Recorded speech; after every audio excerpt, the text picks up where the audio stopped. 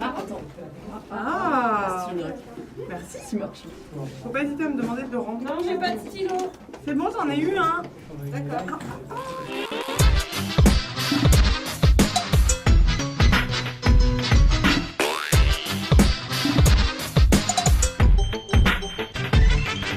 Quoi de neuf, docteur? La tolérance, la compréhension des autres et l'acceptation des divergences d'opinion. Voilà des sujets bien complexes que nous rencontrons tous lors de notre quotidien. Ces sujets peuvent bien nous valoir quelques arrachages de cheveux et quelques nuits difficiles passées à ruminer les incompréhensions qui naissent de ces situations. Nous sommes tous différents, chaque personne est unique et possède son propre caractère, ce qui fait que je suis différent de toutes les personnes qui sont avec moi et de celles qui m'écoutent en ce moment. Vous allez me dire que j'enfonce des portes ouvertes. Oui, mais pas tant que ça. Qui n'a jamais essayé de convaincre quelqu'un que son opinion était la bonne et qu'aucune alternative n'était possible ? Je pense que nous avons tous été confrontés à cette situation une fois dans notre vie. Sauf qu'une divergence d'opinion n'est pas une mauvaise chose, au contraire.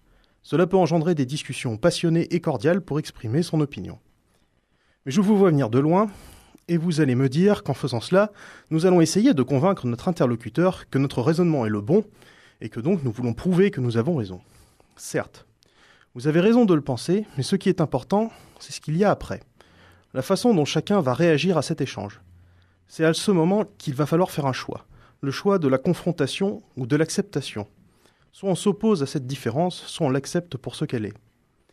Si je parle de cela, c'est pour évoquer les différences culturelles. Ces différences sont déjà importantes au sein d'un même pays, mais quand on sort de nos frontières pour regarder au-delà, on est parfois surpris de ce qui s'y passe. Qui n'est pas surpris, par exemple, de voir un Donald Trump devenir le porte-étendard de la moitié des États-Unis d'Amérique ? Ce candidat qui prône la fermeture de son pays aux musulmans et la création d'un mur à la frontière mexicaine. Les États-Unis sont pourtant la première puissance mondiale et ils aiment être considérés comme les champions de la liberté et de la justice dans le monde entier. Ces Américains sont-ils fous ? Non, ils sont simplement différents. Leur culture est différente. Quand les Anglais se font des accolades, les Français préfèrent se faire la bise. Les Mexicains vous appelleront mon ami après 10 minutes de conversation, et les Japonais ont un sens de l'honneur si développé qu'il nous est difficile de l'appréhender. Ces différences sont aussi nombreuses qu'elles touchent des sujets variés.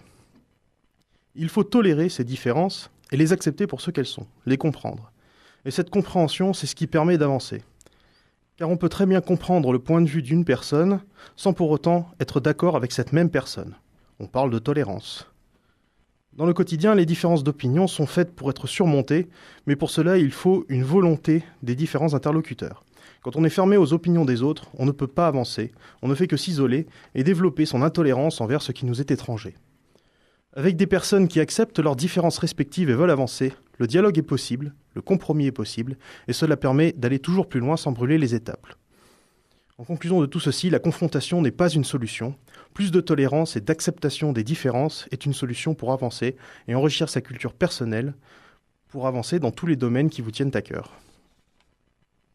Bonjour à toutes et à tous, Barbara sur Radio Campus pour une nouvelle émission Quoi de neuf doc, l'émission de vulgarisation scientifique de l'association.